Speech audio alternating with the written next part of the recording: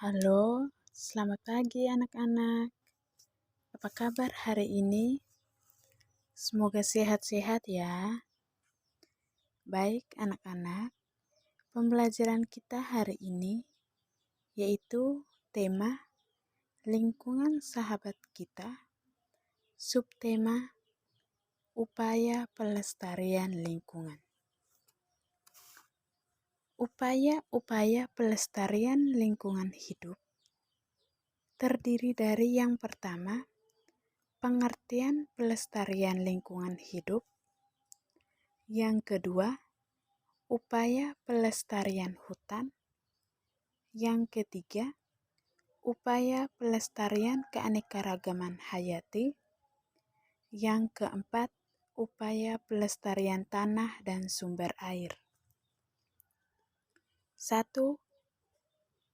Pelestarian lingkungan hidup adalah serangkaian upaya untuk melindungi kemampuan lingkungan hidup terhadap tekanan perubahan dan dampak negatif yang ditimbulkan oleh berbagai fenomena agar tetap mampu mendukung kehidupan makhluk hidup. Yang kedua, upaya pelestarian hutan. Upaya pelestarian hutan dilakukan melalui penerapan tata guna lahan, peraturan TPTI atau Tebang Pilih Tanam Indonesia, reboisasi, dan penghijauan. Tebang pilih merupakan menebang pohon yang sudah tidak produktif atau pohon-pohon yang sudah tua.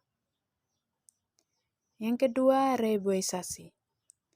Reboisasi adalah penanaman kembali hutan yang telah ditebang atau tandus atau gundul supaya tidak terjadi tanah longsor. Yang ketiga, penghijauan. Penghijauan adalah menanam atau penanaman kembali suatu hutan atau daerah yang gersang. Manfaat penghijauan yang pertama, untuk mengurangi global warming.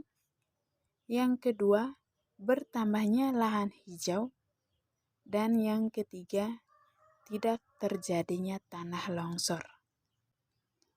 Yang ketiga, upaya pelestarian keanekaragaman hayati. Alam merupakan tempat manusia hidup sekaligus tempat untuk memperoleh bahan kebutuhannya. Perlindungan alam dapat dikelompokkan menjadi dua. Yang pertama, perlindungan alam umum, dan yang kedua, perlindungan alam khusus.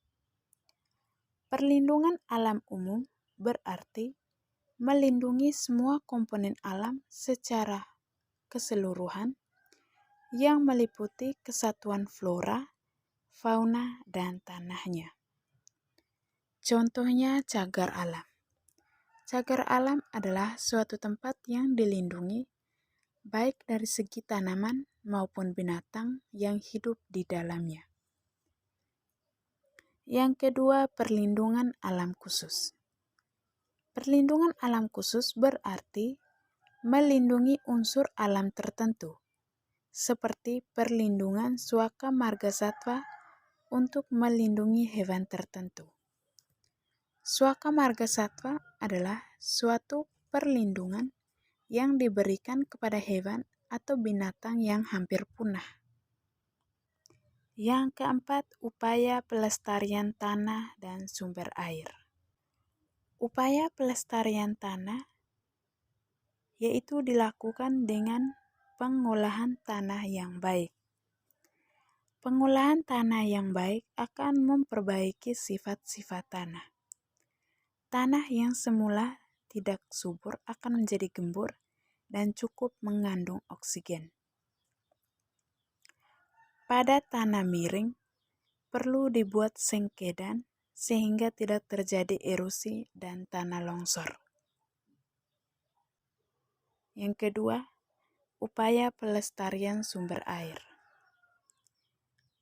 Yang pertama yaitu menjaga kebersihan lingkungan. Kebersihan lingkungan adalah hal mutlak yang harus kita jaga demi menjaga kebersihan air yang kita pakai dan kita konsumsi tidak sampai tercemar. Yang kedua, menghemat penggunaan air. Penggunaan air secara berlebihan dapat berakibat pada bencana kekeringan. Kita harus mengurangi kebiasaan buruk seperti mandi terlalu lama, lupa menutup keran air setelah mandi. Karena ini adalah tindakan pemborosan penggunaan air bersih. Pemborosan penggunaan air bersih mengakibatkan berkurangnya sumber air yang ada dan akan berdampak sangat buruk saat terjadi musim kemarau. Yang ketiga, membuang sampah pada tempatnya. Keberadaan sampah di dalam saluran atau di sungai selain menyebabkan pencemaran, dapat pula terjadinya banjir.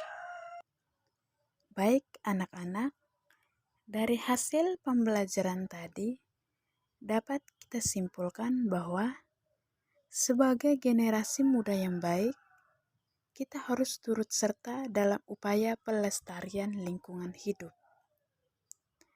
Kehidupan manusia tidak bisa terpisah dari lingkungan, baik lingkungan alam maupun lingkungan sosial.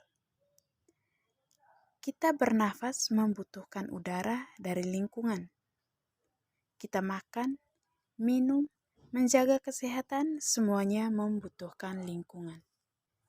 Jadi, anak-anak, kita harus menjaga kebersihan lingkungan yang ada di sekitar kita. Baik anak-anak, sampai di sini dulu ya pembelajaran kita.